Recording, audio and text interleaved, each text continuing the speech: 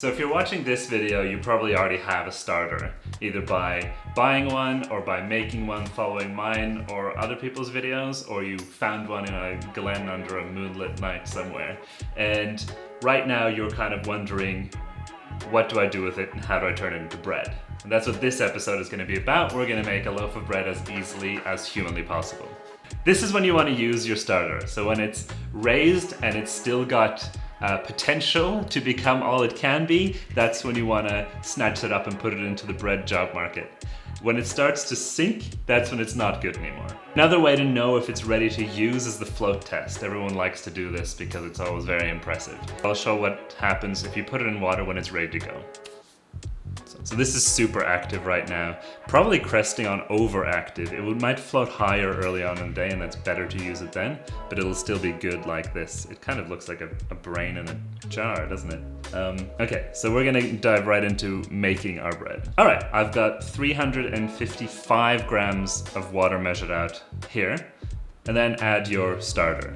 I'm gonna put the bowl on the scale now because I haven't measured out my starter yet, and I'm gonna add 180 grams of starter to this water mixture. Obviously make sure you have a little bit starter left over. You want to feed this and keep it alive and keep it going. The way you get to these measurements is by all of these percentages that bakers talk about. And if you want to research that more, feel free to do so. But this, I find, is the bread that works out the most for me. Next, stir that around. And then for one of the second last ingredients, it's the flour. You want mainly bread flour for this. It's kind of chewy, it's flavorful, and I've added just a little bit of rye flour as well, just 50 grams of rye flour into this to give the starter, which is a rye and all-purpose mix, something to eat and bubble up with. Once you've combined the water, starter, and flour, sprinkle 10 grams of salt over the top and just mix it all in together. And that's really it. You just kind of mix it together with your hands. You can use a spoon if you don't want to get your hands dirty, but I kind of like the process of getting my hands dirty with sourdough bread. It feels a lot more rustic. I'm doing it like they used to do in the old days. We're not kneading this, we're just making sure that it's all incorporated and it's all mixed together and you don't have any dry spots. I cover that with cling wrap or something a little bit more green friendly. If you have like wax wraps or a wet towel, that works fine. And that's it.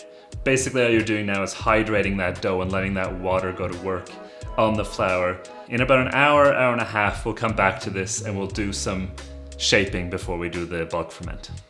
So this has been resting now for an hour. It's already kind of softened a little bit. So what I'm gonna do is I'm gonna get this out of the bowl and onto the counter. I'm using a little bready spatula deal. We don't need to be careful with the dough just yet because it's not rising right now, it's just hydrating. Once it's on the counter, stretch it out into a little bit of a rectangle. If it sticks to your hands, feel free to wet your hands because that'll make it easier for it not to stick.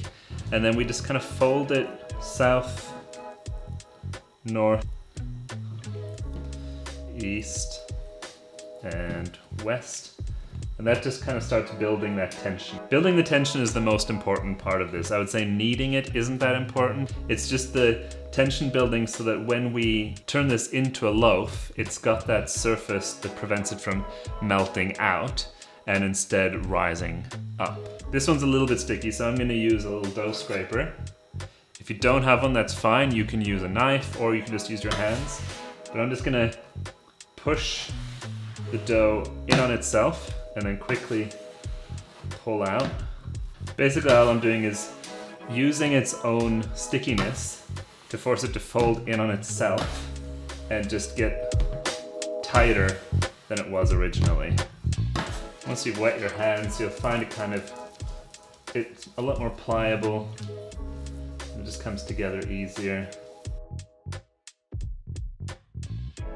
You can see it kind of has like a little smooth layer on it. That's a good sign. That's what you want. Flip your dough over, put it in the bowl. We're just gonna cover this again and leave it to actually rise this time. This is the bulk fermentation phase. It can take between 3 to 5 hours depending on how hot the temperature is in your house. The hotter, the shorter the amount of time, basically. But just keep an eye on it. It should essentially almost double. It doesn't need to get twice as big, but it'll just swell out, and I'll show you how that looks in a little bit. All right, you can see it's about doubled in size. At this point, this dough is really rich and lively. It's got all this gas built up in it, and that's exactly what we don't want to lose. If we start beating out all of this rise now, it's just going to become flat and lifeless. So this is the one time where you want to be really gentle with your dough. Just kind of coax it out of the bowl and onto the countertop. Again, it'll seem really sticky. Don't use any flour because you don't want to dry this thing out either. Wet your hands if you need to. We're just going to shape it all over again, so kind of stretch it out a little, just again really gently. We don't want to degas this. Before I go any further, we want to kind of prepare where we're going to put this dough. I have little bannetons. I've bought these from little specialty bread stores. You probably don't. I don't know why you would. If you don't have one of these, a bowl with a little tea towel will be fine. Just make sure you dust a lot of flour in this, because if this sticks, it's gonna be a nightmare. So I'm just gonna dust this up a little bit extra, just getting into all of the corners, all the little crevices, just smoothing that out. Because I'm putting it in kind of an oblong shape, I'm gonna try to roll this into a longer loaf. So what I'm gonna do there is I'm just gonna grab a little bit and start rolling it in on itself. Again, little bit of tension building there.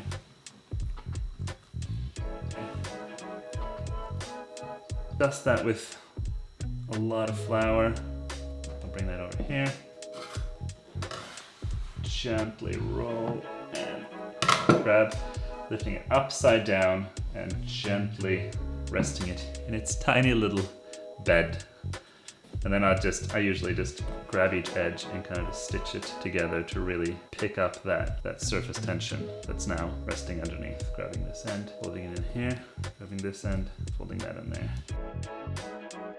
Okay, so now that our little yeasty boy is all rested in his bread bed, we're gonna tuck him in with a little wet towel on top so he doesn't dry out. Give him about an hour, hour and a half to sort of relax and keep growing a little bit, and then it's on to baking. So at this point you have two choices. If you really want bread today, you can bake this when this is done resting. Otherwise, you can take this as is right now, put it in the fridge, and it'll hold overnight. It'll keep developing flavor, keep developing richness. You can give that 12, 18 hours and you can get this out of the fridge in the morning and bake it then, and then just take up from the process that we're about to go into. We're gonna bake it today. I use a little pot, a little cast iron pot that goes safely in the oven. You preheat this in the oven as you're preheating the oven. If you want to keep it super simple, all you need is 2 oven pans. You put one in the middle and one on the bottom. Let those preheat with the oven as you turned it up to 250 degrees, or as high as your oven will go. And then bring the pan out, put the bread in, put it in the oven, grab a couple of handfuls of ice and chuck those in the base pan on the bottom of your oven. That will create your sort of steam that will help seal that bread in. So I'm gonna grab this, chuck it in the oven, and turn the temperature up to 250 degrees. And now we wait. You can go play Animal Crossing, or have a drink of wine, or go for a walk, whatever you want to do.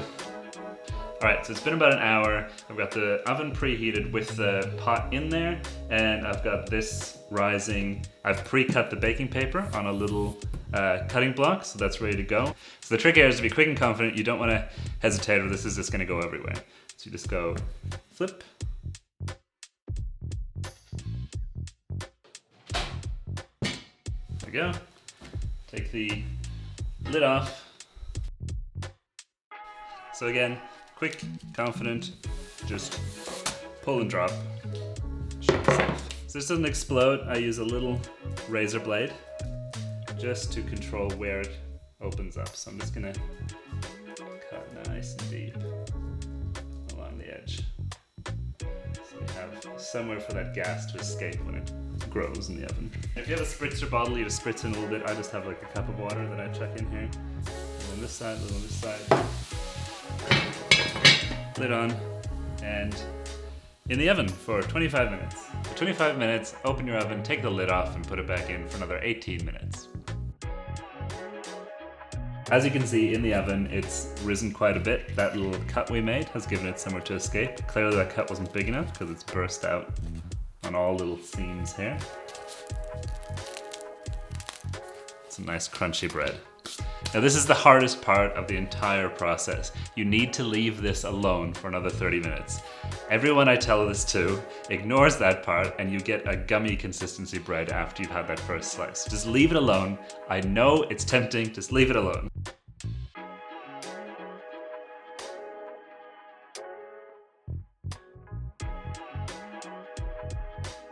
All right, that's it. You made bread. You did really well and I'm really proud of you, so keep up the good work.